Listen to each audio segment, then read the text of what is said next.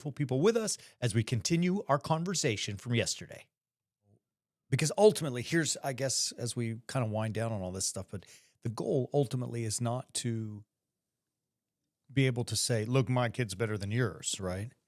In that we're somehow, in competitive parenting, but to say we did our best to produce lions, to raise, God-fearing men and women, warrior saints, you know what I mean? So that they can do well in the world.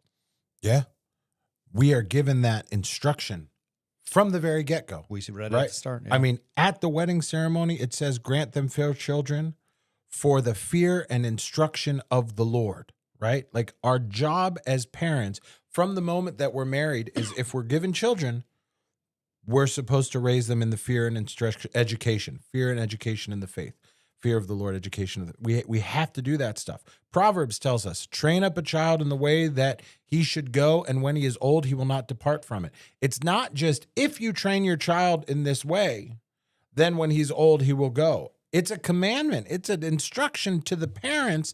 You have to get out there. You have to train your kids. Yeah. It's your job. And if you don't, like we were talking about earlier, somebody else will. And I want to be the one that sets the foundation for my kids. I want to be the one that sets that training so that, God willing, when they're older and they go off to wherever they want to go off for college, hopefully to Arizona State University where they can live in my house. But I know that that's probably not going to be the reality, right? Mm-hmm.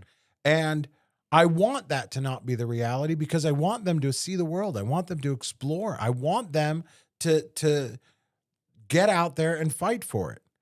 But my job is, as their parent, to train them for that. Right. To train them so that they're trained for the marathon of life. Right. You got it. That's why I was saying earlier, it's not a competition. My kids are better than yours. It is to prepare and train them to be just ruthless and relentlessly pursuing, truth and the commandments of the Lord. And here's the thing, right? Like forgive and indulge the boasting moments. We tried hard, my bride and I give her most of the credit because she really is an exceptional human being. I do too. But my girls there are a lot of things. First and foremost, I always talk about them being relentlessly ruthless. And I don't mean that they take swords and chop people's heads, but when they see a goal and a destination, something that they want to attain, they get it. I mean, they go after it.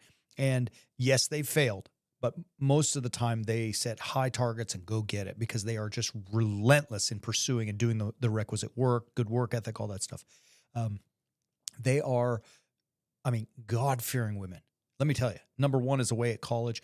I never said to her, you have to go to college. You're the daughter of a priest. You have to go to college. You have to go to church when you're in college. You're the daughter of her. She just found a church and went. The second one, who's getting ready to go, part of her decision of which school to choose was what was the church like around it, right? And I even said to her, I'm like, don't do that. You're there for education. No, Baba, it matters to me. I'm like, all right, so we put that in them. I'm not saying my kids are better than yours. I'm just saying we worked hard and that's what happened. They are beautiful people, both in their, physically and their souls, the compassion, the love that they have. They both have extremely high targets that they've set for themselves in their careers. And they may end up marrying and just staying at home and raising a family. Fine, great. I don't care, but they've got it all in them. I do care. I want some grandbabies. Not yet, but someday.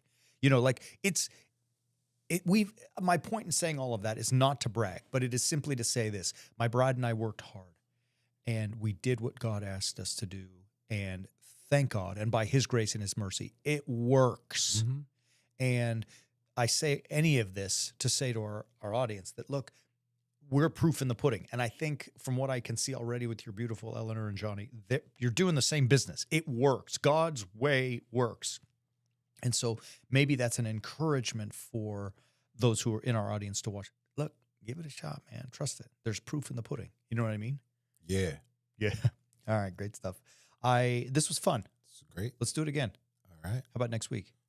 Works for me. I love it. All right. So for those who are not already at next week, join us Sunday for Orthros Liturgy at 9 and 10 a.m. Pacific, respectively.